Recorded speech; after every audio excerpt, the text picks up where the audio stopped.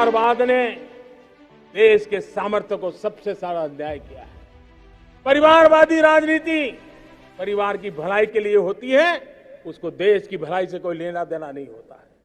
और इसलिए लाल किले की प्राचीर से तिरंगे झंडे के आन बान शान के नीचे भारत के संविधान का स्मरण करते हुए मैं देशवासियों को खुले मन से कहना चाहता हूं, आइए हिंदुस्तान के राजनीति के शुद्धिकरण के लिए भी, हिंदुस्तान की सभी संस्थाओं के शुद्धिकरण के लिए भी हमें देश को इस परिवारवादी मानसिकता से मुक्ति दिला करके योग्यता के आधार पर देश को आगे ले जाने की ओर बढ़ना होगा। यह अनिवार्यता है, वरना हर किसी का मन कुंठित रहता है कि मैं उसके लिए योग्य था, मुझे नहीं मिला क्योंकि मेरा कोई चाचा मामा पिता दादा दादी नाना नानी कोई वहां थे नहीं। ये मनस्थिति किसी भी देश के लिए अच्छी नहीं। मेरे देश के नौजवानों, मैं आपके उज्जवल भविष्य के लिए, आपके सपनों के लिए, मैं भाई भतीजावाद के खिलाफ लड़ाई में आपका साथ चाहता हूं। परिवारवादी राजनीति के खिलाफ लड़ाई में मैं आपका साथ चाहता हूं।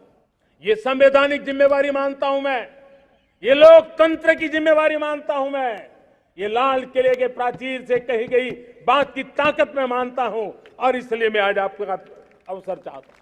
हमने देखा पिछले दिनों खेलों में, ऐसा तो नहीं है कि देश के पास पहले प्रतिभाएं नहीं रही होंगी, ऐसा तो नहीं है कि खेलकूद की दुनिया में हिंदुस्तान के नौजवान हमारे बेटे बेटियां कुछ कर नहीं सकते, लेकिन सिलेक्शन भाई भतीजेवाद की चैनल से गुजरते थे और उसके कारण वो खेल के मैदान तक, उस देश तक तो पहुंच जाते थे।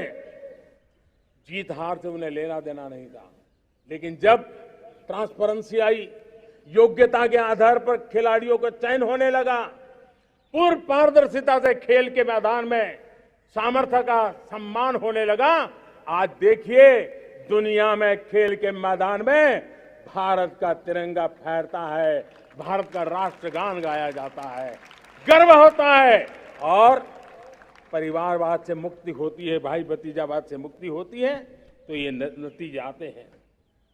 मेरे प्यारे देशवासियों,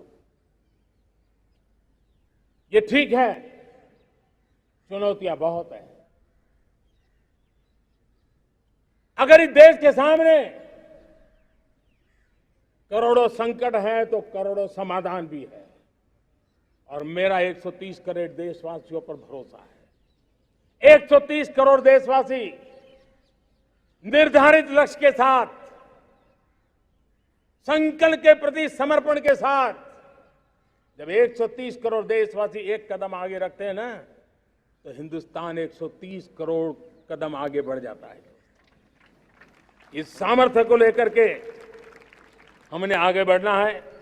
इस अमृत काल में, जब ये अमृत काल की पहली बेला है, पहली प्रभात है, हमें आने वाले 25 साल को एक पल भी भूलना नहीं है। एक एक दिन, समय का प्रत्येक क्षण, जीवन का प्रत्येक कण मातृभूमि के लिए जीना, और तभी आजादी के दीवानों को हमारी सच्ची श्रद्धांजलि होगी।